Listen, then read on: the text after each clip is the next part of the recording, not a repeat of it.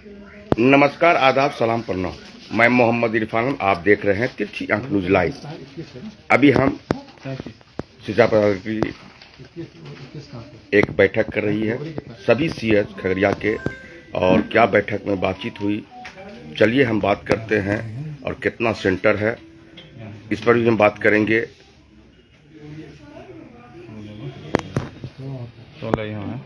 Sir, आज जो बैठक हुई, बैठक में क्या निर्णय निकला?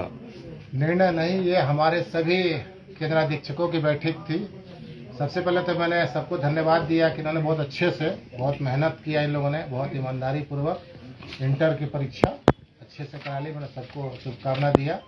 और हमारी मैट्रिक की परीक्षा भी है जो 17 तारीख से है, तो उसी की तैयारी का जायजा लेने के लिए हम जिला पदाधिकारी महोदय ने बोला था कि तैयारी का जायजा ले लीजिए, तो तैयारी का जायजा लिए। मेरे सभी जो केंद्राधीक्षक हैं उन्होंने सभी लगभग सब व्यवस्थाएं पूरी कर ली। 17 से मेरी परीक्षा है, 14 तारीख को सब लोग हमको आश्वस्त कर रहे हैं ये सारी तैयारी सर, घड़ी, सीसीटीवी कैमरा, आई कार्ड, पेयजल की व्यवस्था, बल्ब, पंखा, रोशनी की व्यवस्था सब कुछ इन्होंने कर ली है।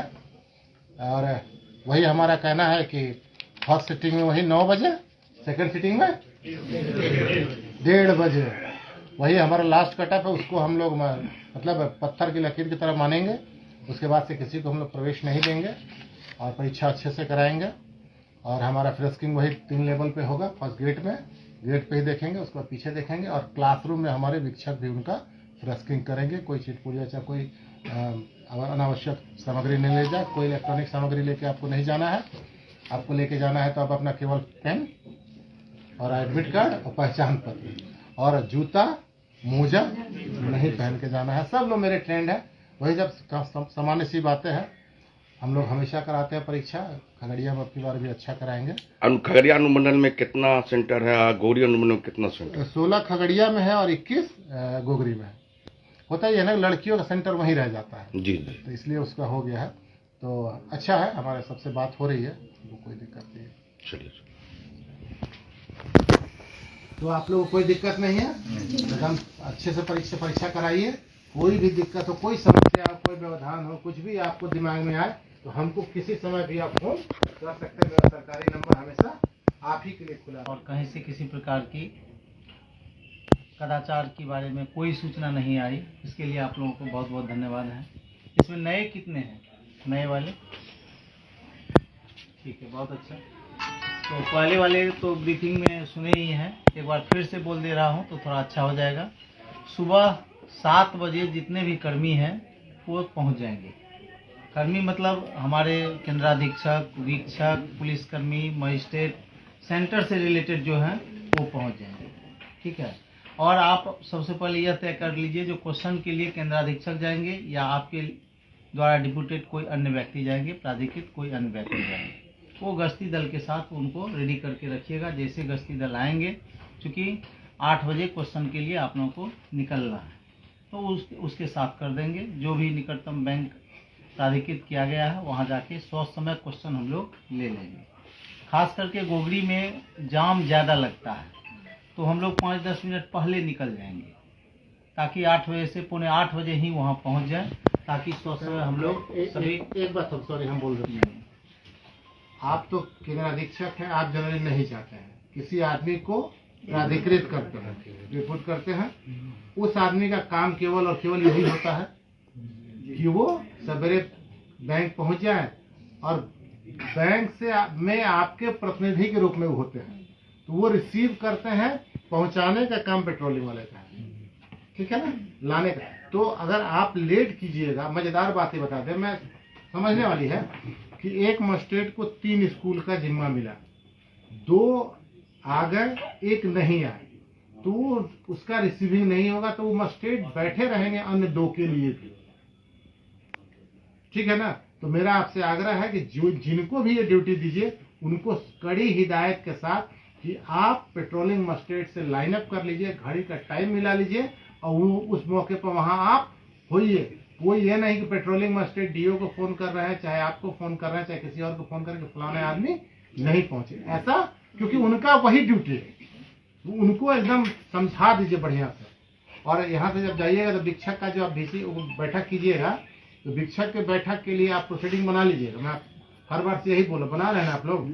चल आप बताइए। उसके बाद क्वेश्चन जब आपका समय आ जाएगा तो समझिए 50% आपका सॉल्यूशन हो गया। क्योंकि 1 मिनट भी लेट अगर क्वेश्चन आप दीजिएगा तो उसके लिए हो हल्ला हो जाएगा, शांतिपूर्ण व्यवस्था आप कायम नहीं रख सकते। इसके बाद जैसे ही गेट पर जिनकी जिनकी ड्यूटी है उसमें लड़कियों का जांच करने के लिए, टेस्टिंग करने के लिए आप वीक्षक महिला जो है उसको रख सकते हैं। पुलिसकर्मी जो महिला है, मजिस्ट्रेट जो महिला है, उन्हीं के द्वारा करवाइए। ठीक है, एक बार अच्छे तरीक़ा से हम लोग गेट पर कर लेंगे। और 2 वीक्षक जो आपके परीक्षा रूम में है डिप्यूटेड, वो उनमें से एक चले जाएंगे कहाँ? केंद्राधीक्षक के पास क्वेश्चन के लिए, एक वहीं रहेंगे। ठीक है, उसके बाद वहाँ भी बिना जांच किए हुए एक भी परीक्षार्थी को इंटर नहीं होने देना है। जांच करके उसके बाद अंदर करना है। तो जितना भी चीट पुर्जा मोबाइल वगैरह है जो भी है उसको बाहर निकाल लेना है, किसी भी स्थिति में चोरी नहीं करने देना है। ठीक है, बच्चों को यह भी इंफॉर्मेशन आप दे देंगे कि 9:30 बजे जो एग्ज़ाम शुरू होगी उसका OMR सीट हम लोग 11 बजे ले लेंगे। ठीक है, और 2 बजे से जिसका शुरू होगा उसका 3:30 में ले लेंगे।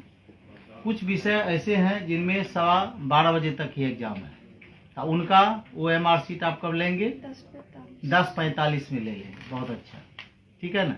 ये सूचना घोषणा में भी कर दीजिएगा, बच्चे को वीक्षक द्वारा निश्चित रूप से बताया जाना चाहिए।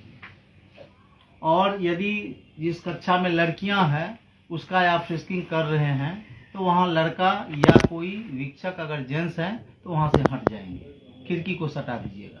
ठीक है ना।